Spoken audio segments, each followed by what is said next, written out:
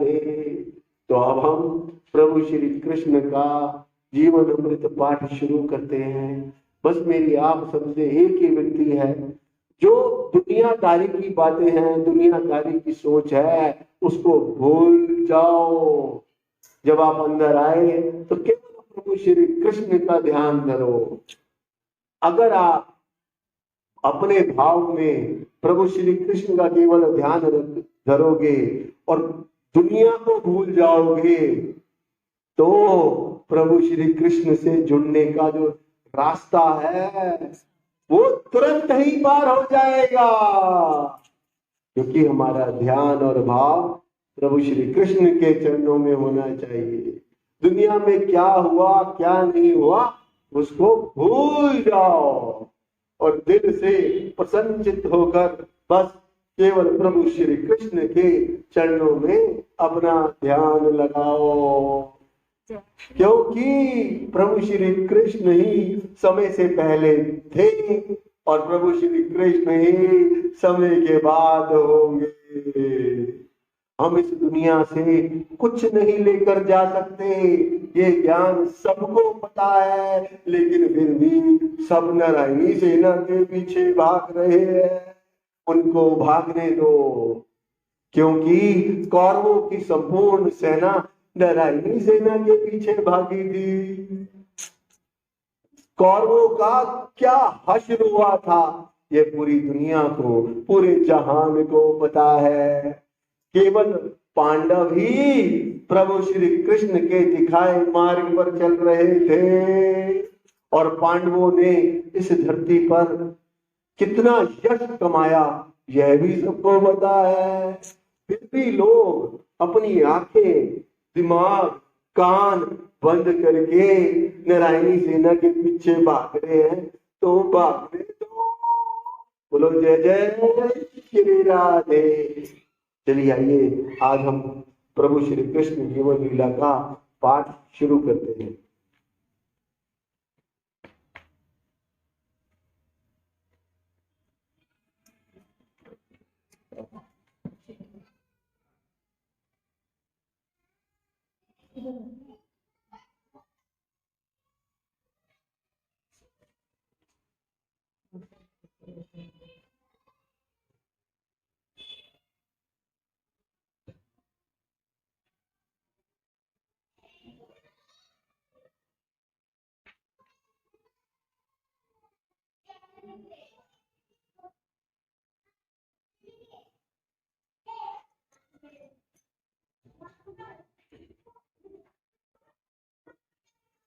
अन्य अनेक कारणों से भी महाराज परीक्षित ने प्रभु श्री कृष्ण के कार्यकलापों की प्रशंसा की। प्रभु श्री कृष्ण के कारण न केवल उनके पितामह बचे थे, अपितु वह स्वयं भी प्रभु श्री कृष्ण के कारण ही बच सके थे। ये महाराज परीक्षित वही हैं जो उस समय माता उत्तरा की कोख में थे और उस दुष्ट अश्वत्थामा ने ब्रह्मास्त्र चलाकर उस नन्हे से बालक के प्राण हर लिए थे। तो प्रभु श्री कृष्ण ने क्रोधित होकर कहा था कि इतना बड़ा अन्याय मैं इस धरती पर होने नहीं दूंगा। मैं देखूंगा कि यह छोटे से नन्हे से बालक के प्राण कैसे जाते। तब उन्होंने परलोक से उस आत्मा को वापस बुला लिया था। बोलो जय जय श्री राधे। क्या कोई भी इस संसार में परलोक से आत्मा को बुलाकर किसी को जीवित कर सकता है क्या? यही प्रभु श्री कृष्ण साक्षात उन परम पिता परमेश्वर का अवतार थे। हर कदम कदम पे हमें प्रभु श्री कृष्ण के परमात्मा होने के पूरे सबूत मिलेंगे। कहीं पर भी ऐसा कुछ है ही नहीं जहां पर प्रभु श्री कृष्ण के हर क्रियाकलाप में उनके परमात्मा होने का सबूत ना छिपा हो। बोलो जय जय श्री राधे।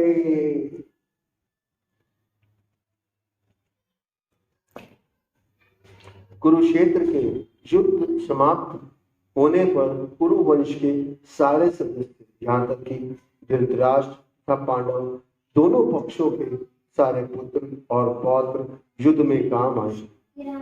पांचों पांडवों के अतिरिक्त सारे लोग कुरुक्षेत्र की युद्ध भूमि में मारे गए। लेकिन जब महाभारत का युद्ध हुआ वो इतना भयंकर था कि कौरवों और पांडवों के पुत्रों में से कोई भी नहीं बचा। सारे के सारे कौरव भी मारे गए और धृतराष्ट्र भी मारे गए।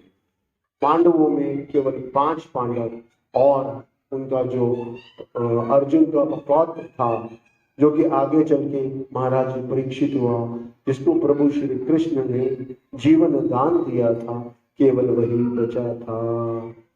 उस समय महाराज परीक्षित अपनी माता के गर्भ में थे। देखिए एक एक बात चीज सामने आई। जब महाराज परीक्षित अपनी माता के गर्भ में थे, उनके पिता अर्जुन पुत्र अभिमन्यु भी कुरुक्षेत्र के युद्ध में मारे गए थे। अतः है महाराज परीक्षित अपने पिता की मृत्यु के बाद उत्पन्न हुए थे। जब वह अपनी माता के गर्भ में थे तो अश्वत्थामा ने इस बालक को मारने के लिए ब्रह्मास्त्र छोड़ा था। देखो एक एक बात का विवरण दिया हो। यही बात हमें हर एक पंक्ति में मिलती है कि प्रभु श्री कृष्ण ही परमपिता परमेश्वर का साक्षात रूप है। जब महाराज परीक्षित की माता उत्तरा प्रभु श्री कृष्ण के पास पहुंची तो प्रभु श्री कृष्ण ने गर्भपात के भय से परमात्मा रूप में उन्हीं के घर में प्रवेश करके महाराज परीक्षित को बचाया था। प्रभु श्री कृष्ण का कोई एक रूप नहीं है, अनगिनत रूप, हजारों रूप है, करोड़ों रूप है। हमारे अंदर जो आत्मा है वह भी प्रभु श्री कृष्ण का ही एक अंश है।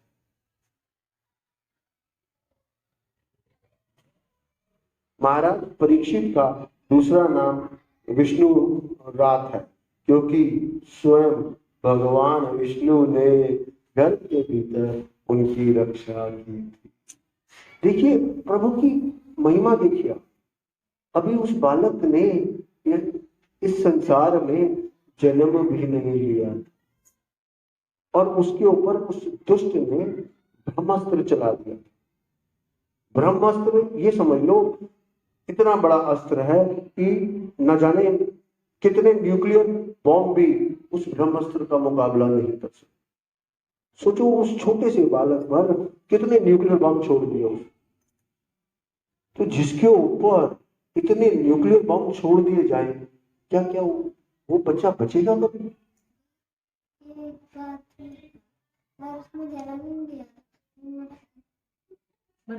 पूरी बात तो यही तो कृष्णा ने वापस तो जिसके ऊपर और इस दुनिया में ब्रह्मास्त्र से अगर किसी का वध किया जाए तो वह कभी जीवित नहीं हो सकता।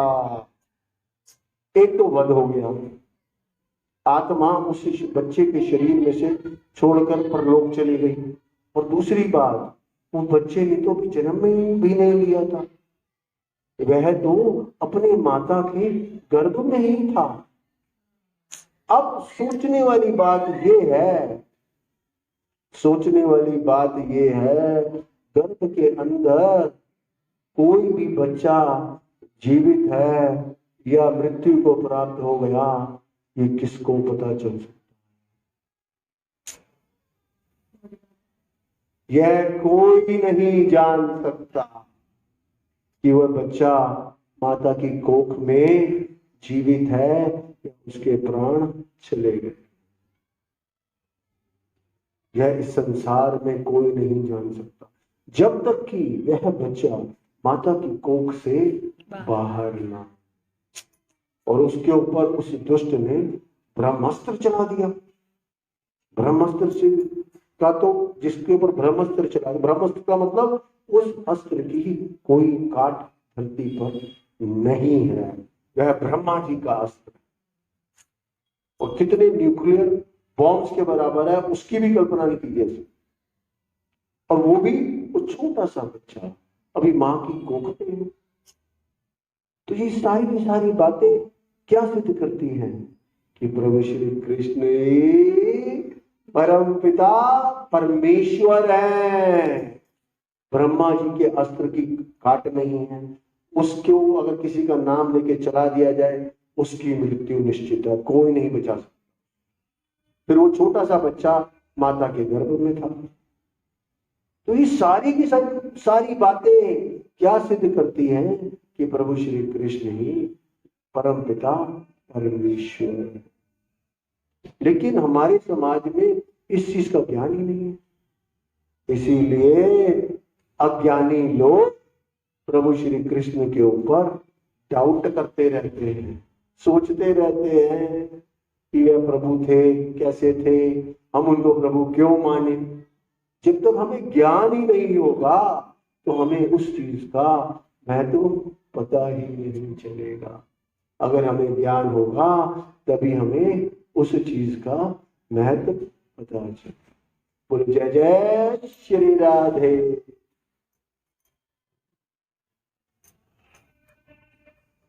इस प्रकार प्रत्येक व्यक्ति को चाहे वह जिस अवस्था में हो, प्रभु श्री कृष्ण तथा उनके कार्यकलापों के विषय में जानना समझना चाहिए और उनके जीवन की छोटी सी छोटी बात में भी रुचि लेनी चाहिए। क्योंकि एक मिनट पॉज करिए, नहीं तो वो सुनेगा कैसे। बोलो जय जय श्री राधे। तो हम कहां पर थे? हम चाहे जिस मर्जी अवस्था में हो, हमें हर पल प्रभु श्री कृष्ण के बारे में जानने की हमेशा प्रबल इच्छा होनी चाहिए। क्योंकि हमारे इस मिट्टी के शरीर में जो है उस पर संपूर्ण नियंत्रण प्रभु श्री कृष्ण का है। यह हम देख चुके हैं, समझ चुके हैं, जान चुके हैं।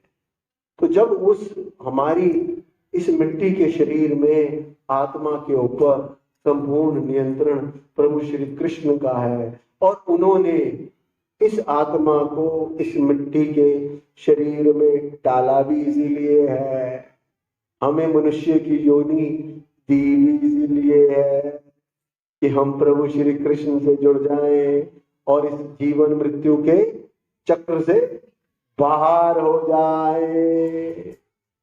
हर मनुष्य का यह परम कर्तव्य है। अगर वह प्रभु श्री कृष्ण से एक बार जुड़ गया तो निश्चित मान लो यह दुनिया का भवसागर पांडवों की तरह पार हो गया। हर कौरव में एक एक कौरव में इतनी क्षमता थी कि वह सारे पांडवों का विनाश कर सकता था, उनको खत्म कर सकता।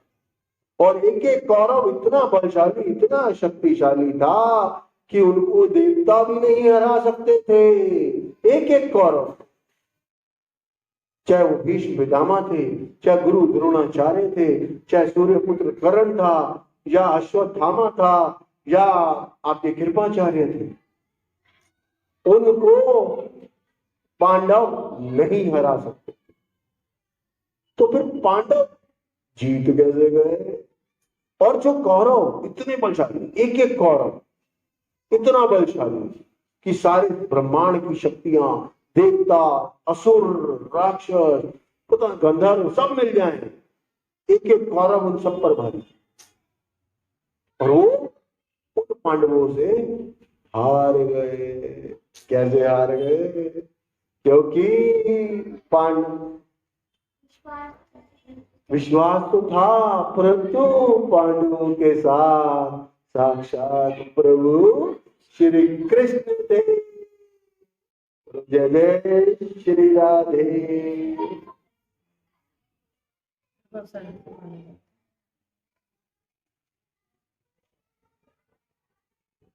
क्योंकि वह प्रभु श्री कृष्ण परम सत्य भगवान है। देखिए, इस पुस्तक को हमने कहा जीवन अमृत। क्यों कहा जीवन अमृत? इसके हर शब्द में, हर वाक्य में केवल और केवल उस परम पिता परमेश्वर का ही गुणगान किया गया है। उसके बारे में सब कुछ जो सत्य था केवल वही बताया गया है। इसलिए यह कोई साधारण पुस्तक नहीं है। प्रभु श्री कृष्ण जीवन लीला था, जीवन अमृत है। हमने एक बार अमृत चख लिया तो हमें संसार में कुछ और अच्छा लगेगा क्या? नहीं लगेगा। यही इस पुस्तक की सबसे बड़ी विशेषता है। जहां प्रभु श्री कृष्ण का नाम आ गया वो तो वैसे ही अमृत हो गया। और इस पुस्तक में तो प्रभु श्री कृष्ण का ही गुणगान किया गया है। इसलिए यह पुस्तक प्रभु श्री कृष्ण जीवन लीला सच में जीवन अमृत है। तो जय जय श्री राधे।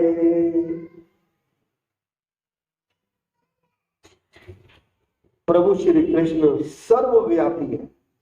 सर्वव्यापी मतलब नहीं, सर्वव्यापी का मतलब हर जगह वही मौजूद है। रात को हम जब चांद सितारे देखते हैं वहां पर भी प्रभु श्री कृष्ण है। और जहां तक हमारी आंखें देख सकती है वह केवल एक ब्रह्मांड है। ऐसे ना जाने कितने ब्रह्मांड है, वहां पे भी से प्रभु श्री कृष्ण है। एक छोटा सा चीज यहाँ पे चींटी चल रही है, उसमें भी प्रभु श्री कृष्ण है। और जहां तक हमारी आंखें देखती है वहां भी प्रभु श्री कृष्ण। इस ब्रह्मांड के बाद भी न जाने कितने ब्रह्मांड है, वहां पे भी प्रभु श्री कृष्ण। तो इसीलिए प्रभु श्री कृष्ण सर्वव्यापी है। वे जन जन के हृदय के भीतर वास करते हैं। हम जब भी हम आरती रोज शुरू करते हैं तो हम सबसे पहले क्या करते हैं? अरे द्वारपालों चलाते हैं। उसमें एक लाइन आती है। वो लाइन क्या आती है कि मैं दुनिया में भटक रहा था और मैं तुम्हारे द्वार पर आ गया। यह 100% सच है। क्यों? क्योंकि जब हम पैदा होते हैं हम हमारी सभ्यता में बच्चे को भगवान का रूप कहा। हमारी सभ्यता में हर बच्चे को भगवान का रूप क्यों कहा जाता है? हमारी सभ्यता में हर बच्चे को भगवान का रूप इसीलिए कहा जाता है कि सब बच्चे, कोई भी बच्चा हो, किसी भी धर्म का हो, किसी भी सभ्यता का हो, सब के सब साक्षात परम पिता परमेश्वर से जुड़े होते हैं। लेकिन जैसे जैसे हम बड़े हो जाते हैं हमें प्रभु का ज्ञान दिया ही नहीं जाता। तो हमारी बुद्धि पर, आंखों पर, दिमाग पर, विचारों में इस माया नगरी का झूठ फैल जाता है और हम उस अहंकार में खो जाते हैं। जब हमारे ऊपर एक अवतरण, एक पर्दा डल गया माया का, तो हम अब प्रभु को कैसे देख पाएंगे? क्योंकि हमारी सोच, हमारी बुद्धि तो सब कुछ माया को देख रही है और हमने बचपन से प्रभु का ज्ञान पाया ही नहीं। हमने जाना ही नहीं कि धरती पर सच में ईश्वर की क्या परिभाषा है। जब हमें पता ही नहीं ईश्वर की क्या परिभाषा है तो हम सब कुछ भूल गए। उसके ऊपर सारी की सारे अवतरण उसके ऊपर पर्दे डलते चले जा रहे हैं, अहंकार का, झूठ का, मतलब कि सब कुछ उसका। तो हम ईश्वर को कैसे देख पाएंगे, कैसे समझ पाएंगे? जब ये छोड़ देंगे, हम समझ ही नहीं सकते ईश्वर। अगर हम अहंकार वगैरह छोड़ देंगे, इतना आसान नहीं है। वही तो। क्यों नहीं है आसान? क्योंकि अगर कुम्हार जब घड़ा बना रहा होता है तो उसको कच्ची मिट्टी को वो रूप कब देता है? किसी भी चीज का, घड़े का, मटकी का, बर्तनों का, कुम्हार कच्ची मिट्टी को रूप कब दे सकता है? जब बन रहा हो। ये जब वो बन रहा होता है। एक बार कच्ची मिट्टी ने किसी भी चीज का रूप ले लिया, बर्तन का, मटके का, घड़ी का, कोई भी खिलौनों का, तब आप उसको बदल सकते? नहीं बदल सकते। बनता में जब वो बन गया, उसको उतार लिया। हम बन चुके हैं। जब हम बन चुके हैं, अब हम में कोई बदलाव हो सकता है क्या? जब तक प्रभु श्री कृष्ण की विशेष कृपा नहीं होगी, विशेष कृपा, तब तक हमारा अवतरण, हमारे विचारों का अवतरण बदल नहीं सकता।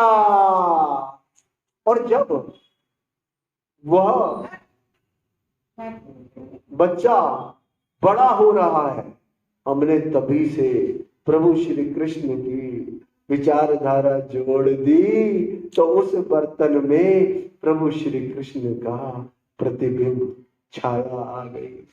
जहां पर प्रभु श्री कृष्ण की प्रतिबिंब छाया आ गई, वहां पर कोई भी बुराई आपको छू नहीं सकती। आप केवल और केवल प्रभु श्री कृष्ण के मार्गदर्शन पर चल रहे हो। इतिहास का सबसे बड़ा उदाहरण है, पांडव प्रभु श्री कृष्ण के दिखाए मार्ग पर चल रहे थे और कौरव उनसे करोड़ों गुना शक्तिशाली थे। वह तब भी पांडवों का बाल भी पाखा नहीं कर सके। क्यों? क्योंकि पांडवों का जो पूरा का पूरा जीवन था, वह केवल प्रभु श्री कृष्ण के दिखाए मार्ग पर चल रहे थे। बोलो जय जय।